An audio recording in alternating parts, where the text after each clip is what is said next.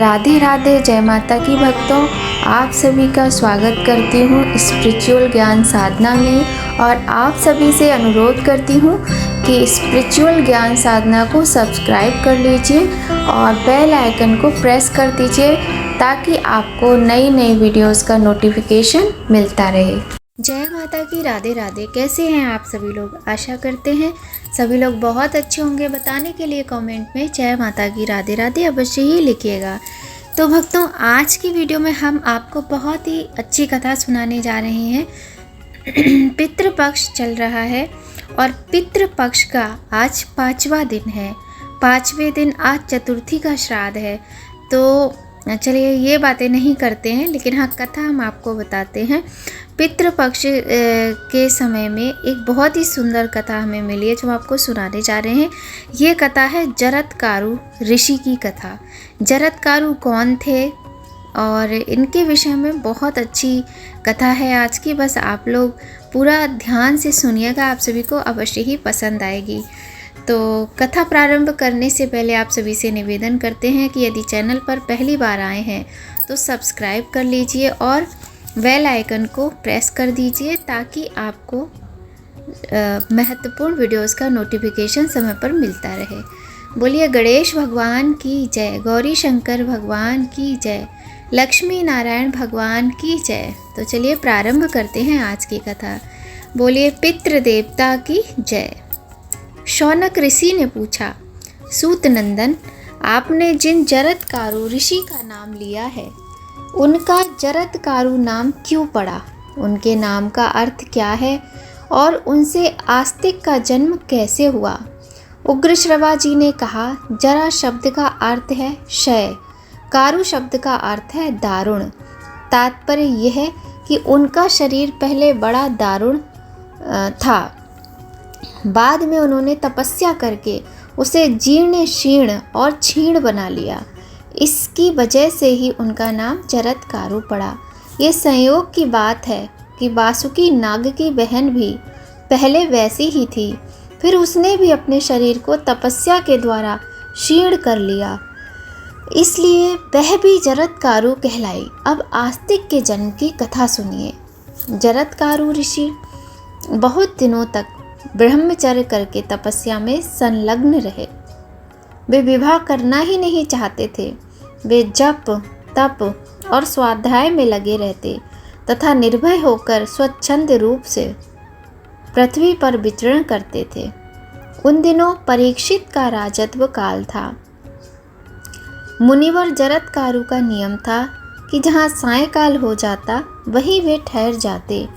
वे पवित्र तीर्थों में जाकर स्नान करते और ऐसे कठोर नियमों का पालन करते थे जिनको पालना विषय लोलुप पुरुषों के लिए प्रायः असंभव था। वे केवल वायु पीकर निराहार रहते। इस प्रकार उनका शरीर सूख सा गया। एक दिन यात्रा करते समय उन्होंने देखा कि कुछ पितर नीचे की ओर मुंह किए एक गड्ढे में लटक रहे हैं। वे एक खस का तिनका पकड़े हुए थे और वही केवल बच भी रहा था। उस तिनके की जड़ को भी धीरे धीरे एक चूहा कुतर रहा था। पितृगण निराहार थे, दुबले और दुखी थे। जरत्कारु ने उनके पास जाकर पूछा, आप लोग जिस खस के तिनके का सहारा लेकर लटक रहे हैं उससे एक चूहा कुतरता जा रहा है। आप लोग कौन हैं? जब खस की जड़ कट जाएगी तब आप लोग नीचे की मुंह किए गड्ढे में गिर जाएंगे। आप लोगों को इस अवस्था में देखकर मुझे बड़ा दुख हो रहा है। आपकी क्या सेवा करूं? आप लोग मेरी तपस्या के चौथे, तीसरे अथवा आधे भाग से इस विपत्ति से बचाए जा सके तो बतलावें, और मैं अपनी सारी तपस्या का फल देकर भी आप लोगों को बचाना चाहता हूं। आप आज्ञा कीजिए। पितरों ने कहा, आप बूढ़े ब्रह्मचारी हैं, हमारी रक्षा करना चाहते हैं, परंतु हमारी विपत्ति तपस्या के बल से नहीं टल सकती। तपस्या का फल तो हमारे पास भी है, परंतु वंश परंपरा के नाश के कारण हम इस घोर नरक में गिर रहे हैं। आप वृद्ध होकर करुणावश हमारे लिए चिंतित हो रहे हैं, इसलिए हमारी बात सुनिए। हम लोग यायावर नाम के ऋषि हैं। वंश परंपरा क्षीण हो जाने से हम पुण्य लोकों से नीचे गिर गए हैं। हमारे वंश में केवल अब एक ही व्यक्ति रह गया है, वह भी नहीं के बराबर है। हमारे दुर्भाग्य से वह तपस्वी हो गया है। उसका नाम जरत्कारु है। वह वेद वेदांगों का विद्वान तो है ही, संयमी, उदार और व्रतशील भी है। उसने तपस्या के लोभ से हमें संकट में डाल दिया है। उसके कोई भाई बंधु अथवा पत्नी पुत्र नहीं है। इसी से हम लोग बेहोश होकर अनाथ की तरह गड्ढे में लटक रहे हैं।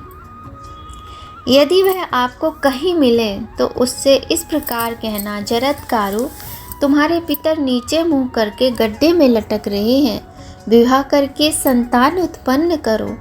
अब हमारे वंश के तुम ही एक आश्रय हो। ब्रह्मचारी जी, यह जो आप खस की जड़ देख रहे हैं, यही हमारे वंश का सहारा है। हमारी वंश परंपरा के जो लोग नष्ट हो चुके, वही इसकी कटी हुई जड़ें हैं। ये अति कटी जड़ जरत्कारु है। जड़ कुतरने वाला चूहा महाबली काल है।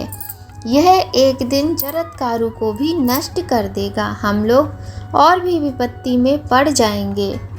आप जो कुछ हैं वह सब जरत्कारु से कहिएगा। कृपा करके ये बतलाइए कि आप कौन हैं और हमारे बंधु की तरह हमारे लिए क्यों शोक कर रहे हैं। पितरों की बात सुनकर जरत्कारु को बड़ा शोक हुआ। उनका गला रुंध गया। उन्होंने भीवलवाड़ी से अपने पितरों से कहा, आप लोग मेरे ही पिता और पितामह हैं। मैं आप लोगों का अपराधी पुत्र जरत्कारु ही हूँ।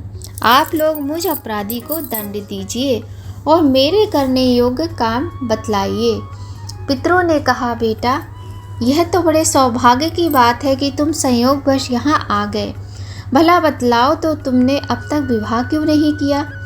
जरत्कारु ने कहा, पितृगण, मेरे हृदय में ये बात निरंतर घूमती रहती थी कि अखंड ब्रह्मचर्य का पालन करके उच्च लोकों को प्राप्त करूं। मैंने अपने मन में दृढ़ संकल्प कर लिया था कि मैं कभी भी विवाह नहीं करूंगा, परंतु आप लोगों को उल्टे लटकते देखकर मैंने अपना ब्रह्मचर्य का निश्चय पलट दिया है। अब मैं आप लोगों के लिए निसंदेह विवाह करूंगा। यदि मुझे मेरे लिए ही नाम की कन्या मिल जाएगी और वह भी भिक्षा की तरह, तो मैं उसे पत्नी के रूप में स्वीकार कर लूँगा, परंतु उसके भरण पोषण का भार नहीं उठाऊंगा। ऐसी सुविधा मिलने पर ही मैं विवाह करूंगा, अन्यथा नहीं। आप लोग चिंता मत कीजिए। आपके कल्याण के लिए मुझसे ये होगा और आप परलोक में सुख से रहेंगे। जरत्कारु अपने पिता से इस प्रकार कहकर पृथ्वी पर विचरने लगे, परंतु एक तो उन्हें बूढ़ा समझकर कोई उनसे अपनी कन्या ब्याहना नहीं चाहता था और दूसरे उनके अनुरूप कन्या मिलती भी नहीं थी। वे निराश होकर वन में गए और पितरों के हित के लिए 3 बार धीरे धीरे बोले, मैं कन्या की याचना करता हूँ। यहाँ जो भी चर अचर अथवा गुप्त या प्रकट प्राणी है, वे मेरी बात सुने। मैं पितरों का दुख मिटाने के लिए उनकी प्रेरणा से कन्या की भीख मांग रहा हूँ। जिस कन्या का नाम मेरा ही हो, जो भिक्षा की तरह मुझे दे दी जाए और जिसके भरण पोषण का भार मुझ पर ना रहे, ऐसी कन्या मुझे प्रदान करें। वासुकी नाग के द्वारा नियुक्त सर्प जरत्कारु ऋषि की बात सुनकर नागराज के पास गए और उन्होंने चटपट अपनी बहन, जिसका नाम भी जरत्कारु था, लाकर भिक्षा रूप से जरत्कारु ऋषि को समर्पित की। जरत्कारु ऋषि ने उसके नाम और भरण पोषण की बात जाने बिना अपनी प्रतिज्ञा के विपरीत उसे स्वीकार नहीं किया और वासुकी से पूछा कि इसका क्या नाम है, और साथ ही ये भी कहा कि मैं इसका भरण पोषण नहीं करूँगा। नागराज वासुकी ने कहा कि इस तपस्विनी कन्या का नाम भी जरत्कारु है और ये मेरी बहन है। मैं इसका भरण पोषण और रक्षण करूँगा। आपके लिए ही मैंने इसे अब तक रख छोड़ा है। जरत्कारु ऋषि ने कहा, मैं इसका भरण पोषण नहीं करूँगा। ये शर्त तो हो ही चुकी। इसके अतिरिक्त एक शर्त ये है कि ये कभी मेरा अप्रिय कार्य ना करेगी तो मैं इसे अवश्य छोड़ दूंगा। जब नागराज वासुकी ने उनकी यह शर्त स्वीकार कर ली तब वे उनके घर गए। वहाँ विधि पूर्वक विवाह संस्कार संपन्न हुआ।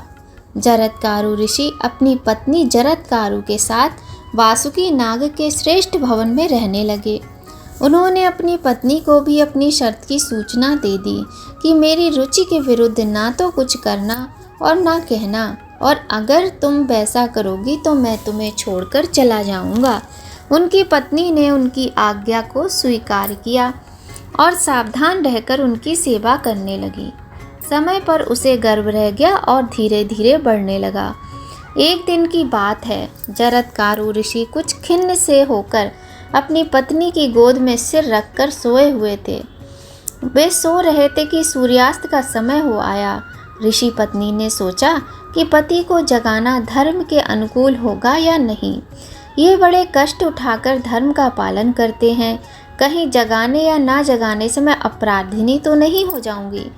जगाने पर इनके कोप का भय है और ना जगाने पर धर्मलोभ का अंत। वह इस निश्चय पर पहुंची कि चाहे कोप करें परंतु इन्हें धर्मलोभ से बचाना चाहिए। ऋषि पत्नी ने बड़ी मधुर बाणी से कहा, महाभाग उठिए, सूर्यास्त हो रहा है, आचमन करके संध्या कीजिए। ये अग्निहोत्र का समय है, पश्चिम दिशा लाल हो रही है। ऋषि जरत्कारु जगे, क्रोध के मारे उनका होठ कांपने लगा। उन्होंने कहा, सर्पिणी, तूने मेरा अपमान किया है, अब मैं तेरे पास नहीं रहूँगा। जहाँ से आया हूँ वहीं चला जाऊँगा। मेरे हृदय में यह दृढ़ निश्चय है कि मेरे सोते रहने पर सूर्य अस्त नहीं हो सकते थे। अपमान के स्थान पर रहना अच्छा नहीं लगता। अब मैं जाऊँगा।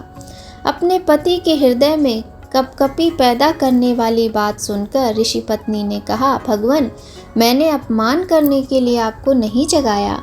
आपके धर्म का लोप ना हो, मेरी यही दृष्टि थी। जरत्कारु ऋषि ने कहा, एक बार जो मुंह से निकल गया वह झूठा नहीं हो सकता। मेरे तुम्हारे बीच इस प्रकार की शर्त तो पहले ही हो चुकी थी। तुम मेरे जाने के बाद अपने भाई से कहना कि वे चले गए। यह भी कहना कि मैं यहाँ बड़े सुख से रहा। मेरे जाने के बाद तुम किसी प्रकार की चिंता मत करना। ऋषि पत्नी शोकग्रस्त हो गईं। उनका मुंह सूख गया, बाणी विह्वल हो गई, आंखों में आंसू भर आए। उन्होंने कांपते हृदय से धीरज धर कर हाथ जोड़कर कहा, धर्मज्ञ, मुझ निरपराध को मत छोड़िए। धर्म पर अटल रहकर आपके प्रिय और हित में संलग्न रहती हूँ। मेरे भाई ने एक प्रयोजन लेकर आपके साथ मेरा विवाह किया था, अभी वह पूरा नहीं हुआ। हमारे जाति भाई कद्रू माता के श्राप से ग्रस्त हैं। आपसे एक संतान उत्पन्न होने की आवश्यकता है, उसी से हमारी जाति का कल्याण होगा। आपका और मेरा संयोग निष्फल नहीं होना चाहिए। अभी मेरे गर्भ से संतान भी तो नहीं हुई, फिर आप मुझ निरपराध अबला को छोड़कर क्यों जाना चाहते हैं?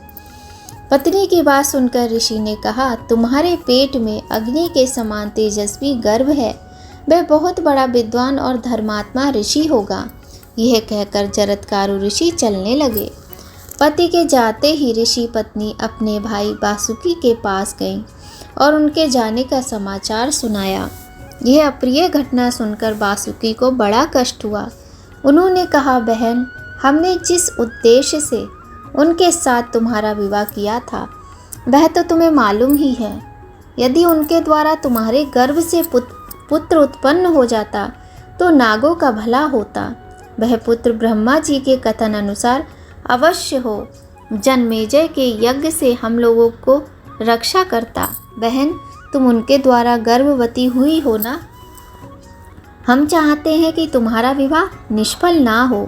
अपनी बहन से भाई का ये पूछना उचित नहीं है, फिर भी प्रयोजन के गौरव को देखते हुए मैंने ये प्रश्न किया है।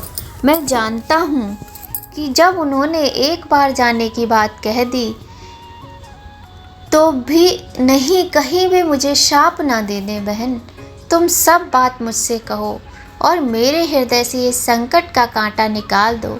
ऋषि पत्नी ने अपने भाई वासुकी नाग को ढांढस बंधाते हुए कहा, भैया मैंने भी उनसे ये बात कही थी, उन्होंने कहा है कि गर्व है, उन्होंने कभी विनोद से भी कोई झूठी बात नहीं कही है। फिर इस संकट के अवसर पर तो उनका कहना झूठा हो ही कैसे सकता है।